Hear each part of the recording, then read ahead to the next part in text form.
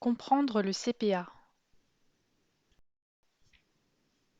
Depuis le 1er janvier 2017, le compte personnel d'activité est ouvert aux fonctionnaires. Il est composé d'un compte personnel de formation et d'un compte d'engagement citoyen. Il a pour objectif de renforcer l'autonomie de son titulaire et de faciliter son évolution professionnelle.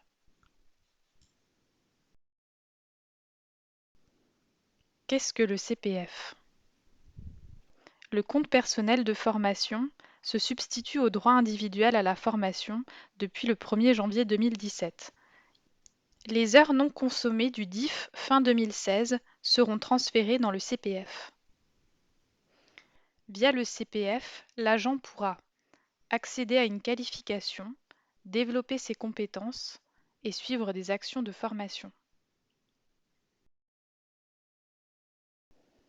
L'agent peut également bénéficier à sa demande d'un accompagnement personnalisé pour l'aider à élaborer son projet professionnel.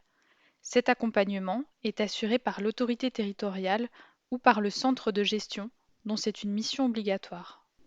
À qui bénéficie le CPF? Le dispositif du CPF bénéficie à l'ensemble des agents, fonctionnaires ou agents contractuels de droit public, sans condition d'ancienneté. Voyons maintenant comment s'alimente le CPF. Chaque année, un agent cumule 24 heures de formation dans son CPF. Il peut cumuler jusqu'à 120 heures. Si ce seuil est atteint, il peut encore cumuler 12 heures de formation par an, et ce, jusqu'à 150 heures maximum.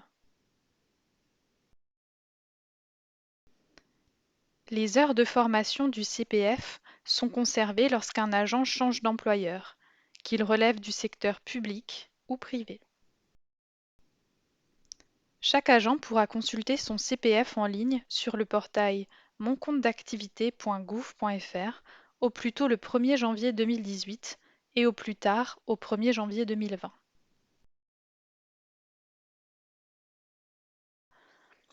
Le compte personnel de formation est ouvert à un champ plus large de formation. Il facilite l'accès aux formations diplômantes ou qualifiantes inscrites au répertoire national des certifications professionnelles. La liste de ces formations est accessible sur le site www.rncp.cncp.gouv.fr. Il peut être combiné avec d'autres dispositifs de formation professionnelle, le congé de formation professionnelle,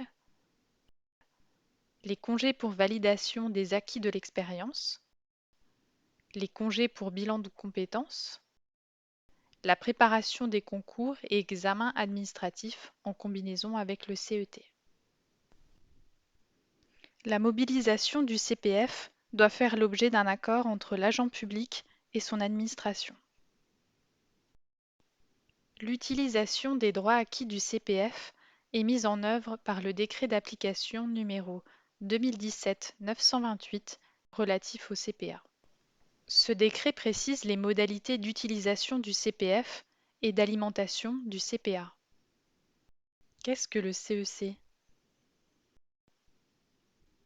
Le compte d'engagement citoyen recense des activités citoyennes exercées par un agent public et permet d'acquérir des heures de formation supplémentaires, le tout dans un plafond de 60 heures maximum.